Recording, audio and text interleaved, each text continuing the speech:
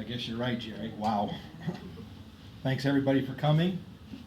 Family and friends, we're gathered here today to mourn the loss of my brother Gary, but more importantly to celebrate the life of a great man.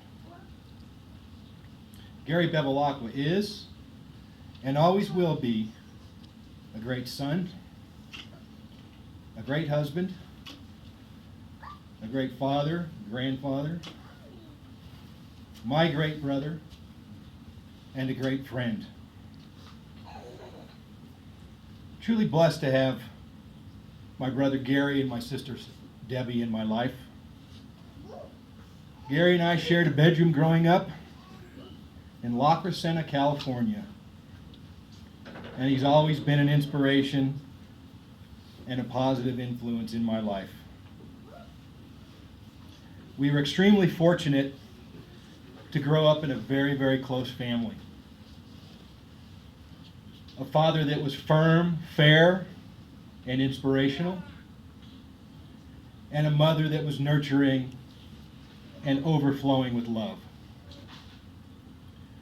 Our parents provided a miraculous formula that any of you could see by knowing Gary.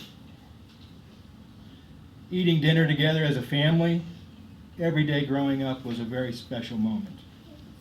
And coming from an Italian family, you know those meals were pretty doggone good.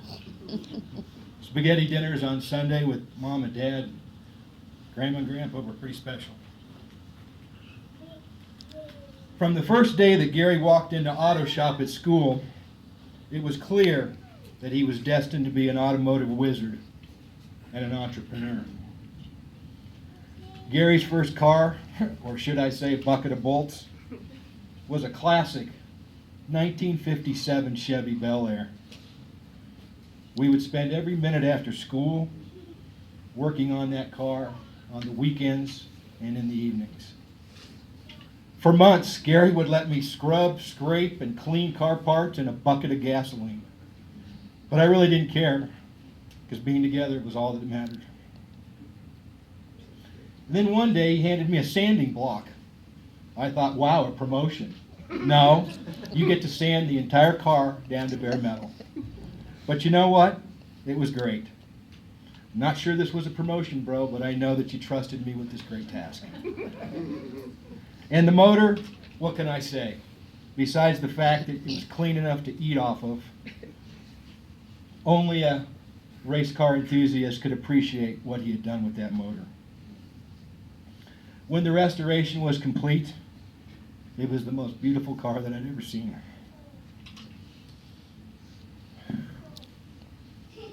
It was the root beer brown 57 Chevy that everybody in town coveted.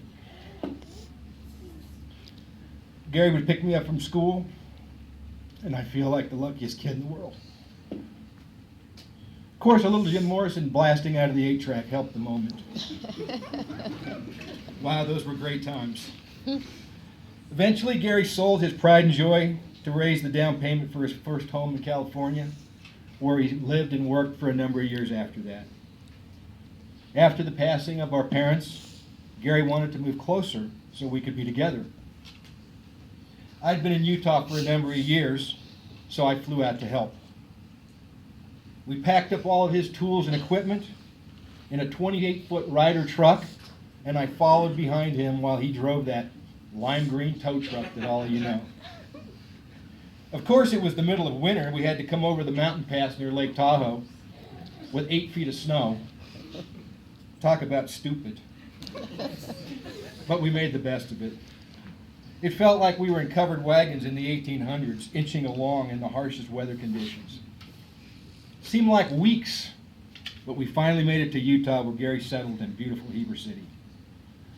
So I guess I'm part of the blame for him being here. Holding great memories of loved ones in our hearts is the gift that God has given to each and every one of us. Are we sad they're gone? Absolutely.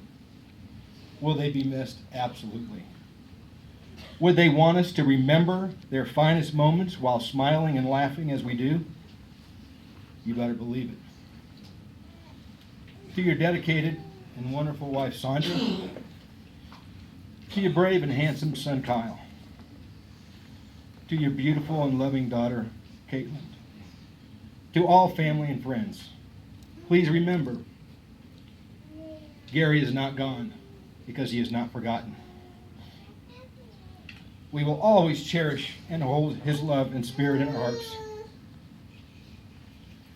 We know that he is now in paradise celebrating with all the wonderful people that have moved on.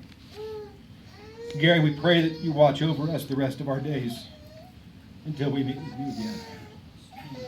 God bless you, my brother.